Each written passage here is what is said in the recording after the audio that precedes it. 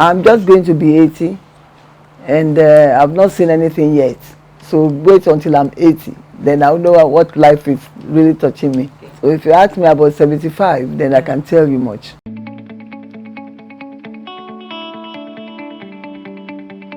Well, at 60, I was, I'd always been a sober person, you know, although I like fashion, I like going out to parties and things, but limited ones, you know.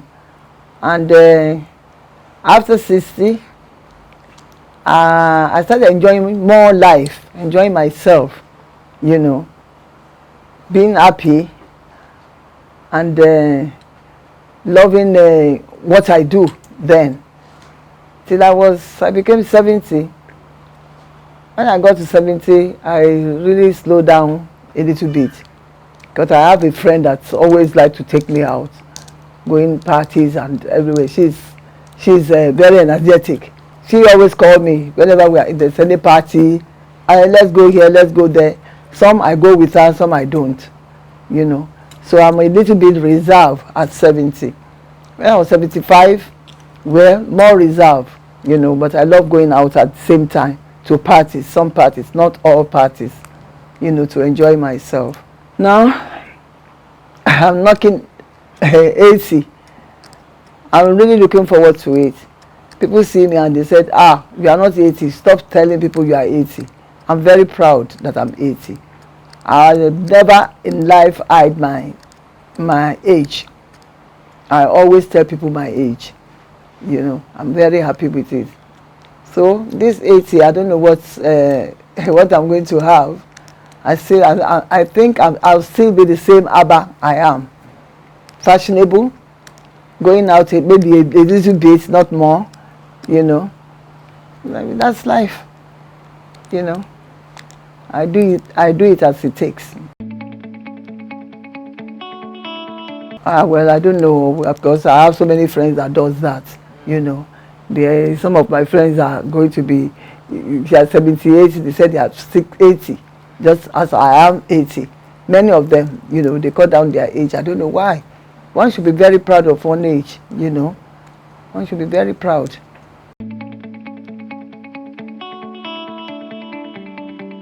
Well, I love, like I always said, I love fashion.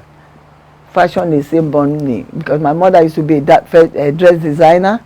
I really got it. In fact, most of my family, they are all dressmakers, as we call them then, you know.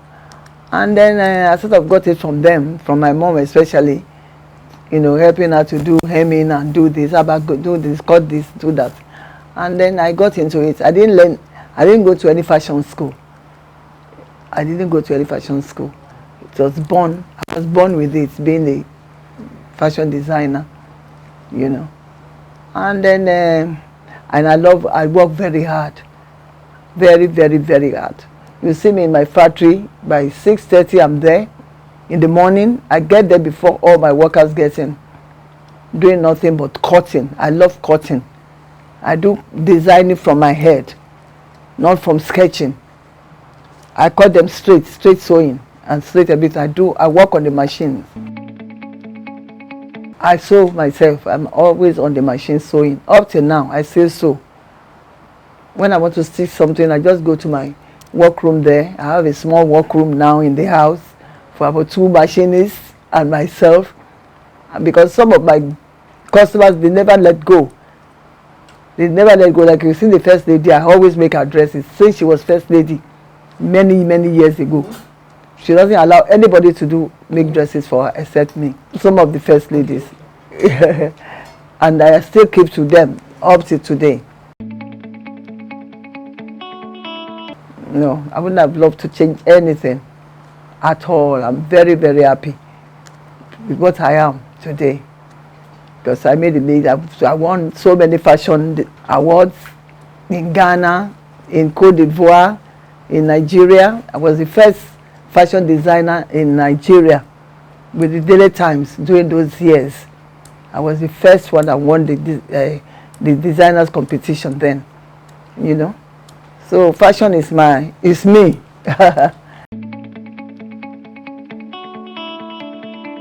Well, the fashion designer now, they are doing very well. Then what I was doing then, I was using only prints, and people didn't buy it. I'll make prints and I continue making it. So now, Obasanjo came in and then banned the importation of ready-made clothes and things, and then fabrics, and then we stick on prints and adire. I can't remember how many years I've started using prints and adire that is in fashion now. And I'm so happy that the young designers have taken up to it, you know, and are doing wonderful, wonderful designs with the African prints, you know. And I'm very close with them. Most designers, I know them, and they still make clothes for me. They make clothes for me. I go to them, I patronize them, even though I can make what they are making and even make it better, but I still patronize them. Well, they should keep on to what they are doing, you know. Don't stop, work hard, because fashion design is not an easy work to do, you know. And then take their design abroad if they can. You know, most of them are doing that now, but not many of them. And then because I want the fashion designers in Nigeria to be among the designers in Italy, abroad, when they are doing their fashion week in abroad. You know, it's a big thing. So I want our designers to be in there too, to show their things and be part of them, because they are better. They're even better than the designs we see abroad that we all cry, hey, designer. But we designers here are unbelievable. They are fantastic and they are working very hard. When I was doing it was very, very, very inexpensive. Could not sold for 5,000 naira, 10,000 naira at most. Most expensive thing I do in my factory then is about 15,000 naira. And the people will be wondering, very cheap, you know.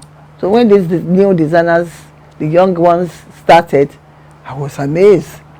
When they charge a dress for 250, 300,000, I say, what are these doing? Is it not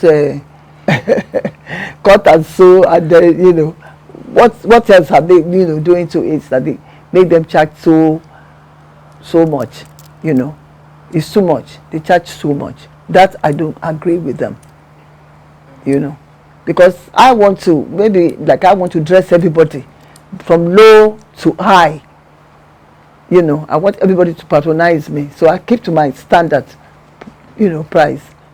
Because some of the designers here, you can't even go to them for them to make a dress for you. It's too expensive. And they don't charge me that much if I go to them. They don't. Maybe they respect me because of who I am, you know. But I always tell them, go down on your prices, you know. The more customer you have, the better. Very, very fulfilled. I am. Well, my prayers now is to have good health, live long life. That's my prayers now. And then to see my children's children. I have my son, my only son. He has produced me with 3 lovely grandchildren. And one of them is married. I'm praying for her to have her own child, so I can see my great-grandchild before I go. You know, but I'm very happy with it. I have a good family, very supportive. My mother is from Ghana. She's from Accra. And I was born there, brought up there before I came to Nigeria. So I'm half Ghana and half Nigeria. I go to school there and I speak the language. All the Ghana languages, I speak all of them up to today. And I have my family there. All my siblings are in Accra. Well, Nigerian jollof is better than Ghana jollof. We make better jollof here in Nigeria. I can tell you that, you know. But they have their own way of making jollof rice, you know, very oily and, you know, but we don't make our own very oily here in Nigeria. So I prefer Nigerian jollof rice any day, anytime. But I love Ghana kenki. Kenki and fried fish and pepper. It's lovely. Kenki and fish. My favorite fish is eba. Eba and okra soup. I always wake up in the morning and think of my husband. When I see Shegun, I see his father. So that one is there. But with Folawiyo, I never had any child for him. So I always think of him every day, every minute. Because he was a nice man. And he really looked after me. And he adored me. Every moment, we're always together. He never let me go. Every minute of the day, I'm with him. So, you know, there's no one favorite moment. It's just that he loves traveling. And every time in summer, he asks me, where are we going this time? And wherever I choose that we'll go, that's where we'll go. And we have fantastic time. We go to Dubai, we stay at the Burj Arab, the most expensive hotel there, you know. And we'll be there about 5-6 times before he went. And the last moment he was telling me, where are we going this summer? Before he died. And I told him we are going to Acapulco. I don't know where Acapulco is. He said, Acapulco or Acapulco. Okay, we go there. I tell the children to book Acapulco for you. Anything I say, he does. So the children are doing the same thing. I'm well looked after by the children. They all adore me like their daddy adore me because they know the daddy loves me, you know, and respects me. So the respect the daddy has for me, they also have it for me. I don't have any grudge or anything about his children. We are all together, you know. I'm like their stepmother, and they accepted me like that. You know, they all love me. The last moment was, I spoke to him in the morning. I said I was going to Ilorin for Bola Shagara's father's, what was he having? Is he a funeral? Something in Ilorin. So he said, okay, but make sure you come back on time. Don't be long. I said, thank you. I'm even happy that they allowed me to go. I was there when they called me to say that I should start coming. Where am I? I should start coming. Chief is sick again. So I rushed back. I didn't even wait for the reception or anything. Mrs. Babangida too was there. She saw me to my car. And I came down straight to the hospital. They have taken me to the hospital. That's where I was till a person. And I was sleeping there with him till the person. We said a lot of things, you know. I can't even remember. A lot of good things, you know. He was a kind man. He was a very, very kind man and very loving man. And he really loved me and I loved him too. No, never. Never. I still have that memory of him with me till I die. I will never, never marry. Where is the man? Who will I marry that will pass my husband? No man. No man can take his place. Never. I don't want any man at this age. One man, what am I doing with them when I've had the best and I want to spoil it? You know, no. I want to remain like that with his love, you know, and his care. Well, I put on my powder. I'm not a heavy makeup person. That's why I was telling the makeup artist that take it easy on me. If you don't do it right, I just wash it off, you know. I'm not a heavy makeup person. I do my usual, you know, powder, lipstick. At times I don't put on lipstick because, you know, I'm a Muslim. And, you know, sober dressing and sober makeup is what I like. I want people to see my face, not to see the makeup. Yeah. See me first before the makeup.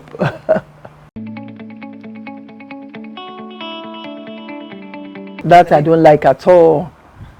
I mean, sorry to say, maybe some people love it, but I can't stand it.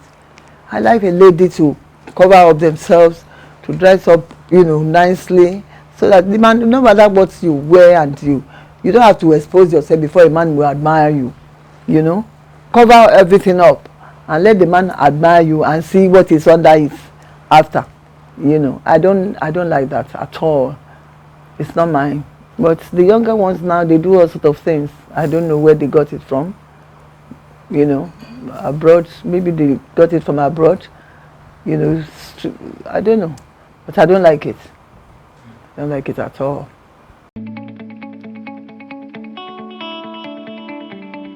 I don't like it either. My face, I had this, the bag. They said, Florence said, God, let me take you. They will remove it straight away. I said, no, no way. That's what God wants me to look, and that's the way I will look till I die. I'm not going to do any cosmetic surgery on my body, or my face, or hips, or anywhere. No, I'm natural. You know, I don't believe in those things at all. I don't.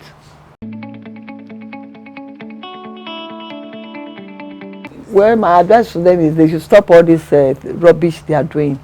They should stop it and be their natural selves, like their mother born them.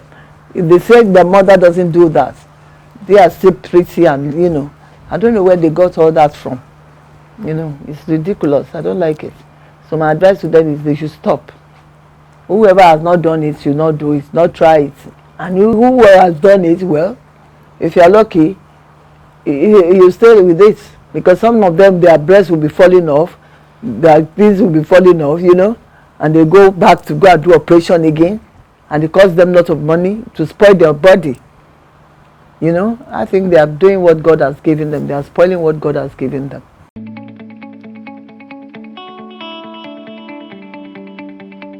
The men that attract those women are useless men, I would say. Because you should have a natural woman. You want to have a good feeling of your woman, not artificial. You put on bed, everything that's artificial. What are you enjoying? Maybe they think the men enjoy it. They are just kidding them. I don't think they are enjoying anything. They will make fun of them. I've seen some men that talk about them.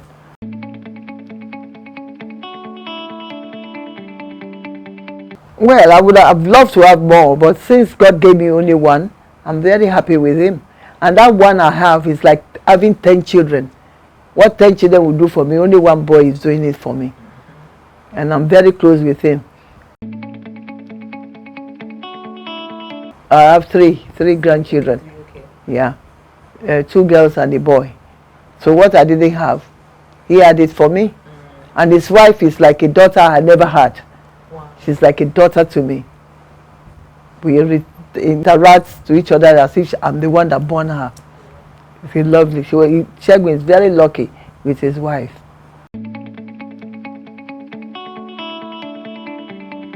Well, the youth should stay calm and vote for who they love, who they want, and there should not be any riots, any fighting and everything. Who are you fighting with? They should just be calm and do what is right. That's my advice for them. My favorite before used to be London.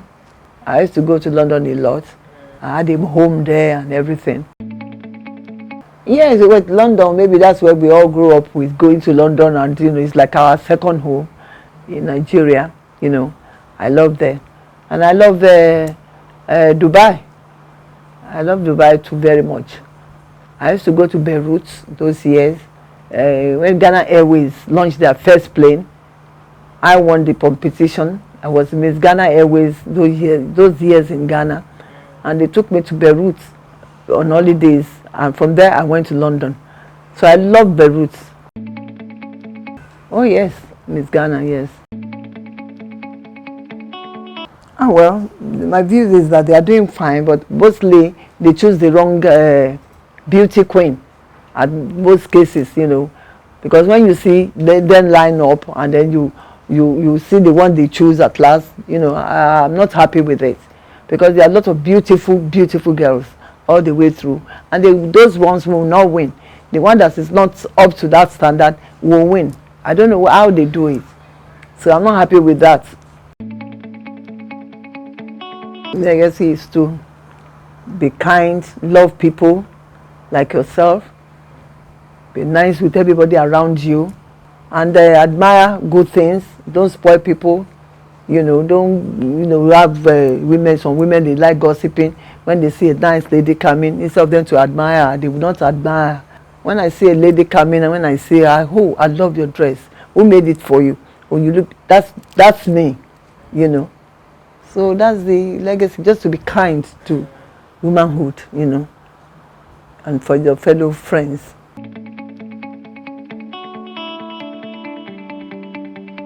Because we understand each other very well, and then you know our do's and don'ts. Not that we don't quarrel, no, but don't the quarrel that we won't talk again, And we can have misunderstanding, or what you are doing, I don't like it, and she will accept and then change. That's the kind of life we live. We always been together for many, many, many years without fighting. We quarrel a little bit, but we settled. So that's how we are. And that's why we sustain that friendship up till now. And we are happy for each other. And supportive. Very supportive. When you have something, Florence have something, jewelry. Oh, I love that jewelry. Give it to me. I want to wear it tomorrow. Please come on. She'll send it to me. That's the kind of intimacy that we have. When you see a dress on her, this dress, Florence will say, this dress, I'm having it. I'll remove it and give it to her. That's what we do. No jealousy, nothing. No jealousy, nothing. No competition. No competition. No competition at all. And we love each other. We love each other when we buy clothes together, we go shopping, we travel together. Every year when maybe we decide we are going to London this time, we are going to Paris, we are going this, we all go and then have a good time and have fun and come back.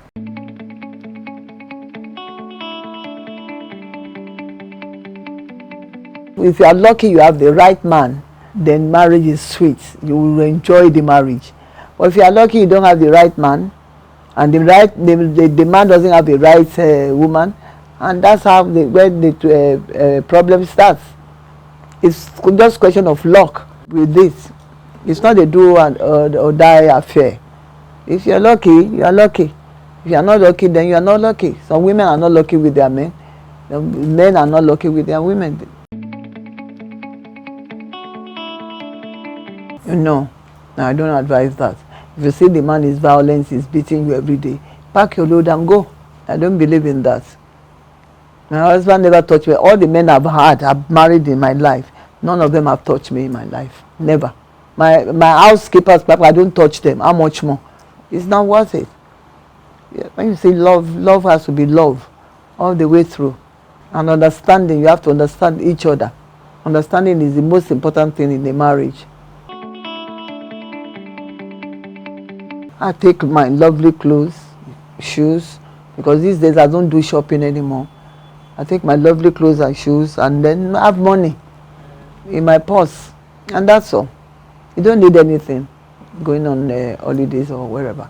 You don't. You go and enjoy yourself, go to movie, go to theaters, go to lunch. Lavanella was formed by my ex-husband then, Lagun, Adesanya, Ornella, my partner in England, Italian, and Abba. So that's how we formed Lavanella. The memories was that we're partying, clubbing. I love clubbing a lot. When I get to London, I put my suitcase down. In the night, I'm looking for a club to go and dance. I love dancing a lot. But that's one of the things that makes me happy. And that's why I love shopping. I inspire myself. I look at myself in the mirror and I love myself. I say, oh wow, Abba, you are going. You look beautiful.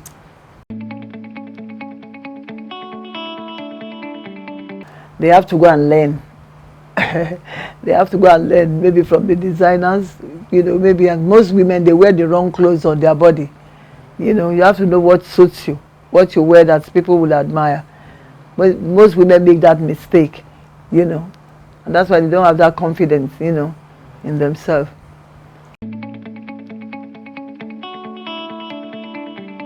Well, it's possible. There's nothing impossible. It's possible. It's possible. We don't know. If the right woman comes out, maybe she'll be lucky and she'll win. If the men won't oppress her down. Because the men are not giving the women chances at all. So, but it's possible. It's very tough. And I don't think it's made for women in this Africa countries. I don't think so. In every country even. Look at Hillary Clinton when she went to contest for election. Did she win? Women, it's very tough for women. We don't know what will break that for us, I would wish a woman to be a president in Nigeria one day. Maybe it wouldn't be my time. Maybe when I'm gone, you know. I don't know. But it could happen. It could happen. I use Shalimar and Angel. That's what I use. And I've been using it for years. And I never stop using it. Kaftan and cat suit, maybe trouser suit. Lisbeth Taylor, I really love her. I can't even display how much I love her. I would love her to wear my clothes.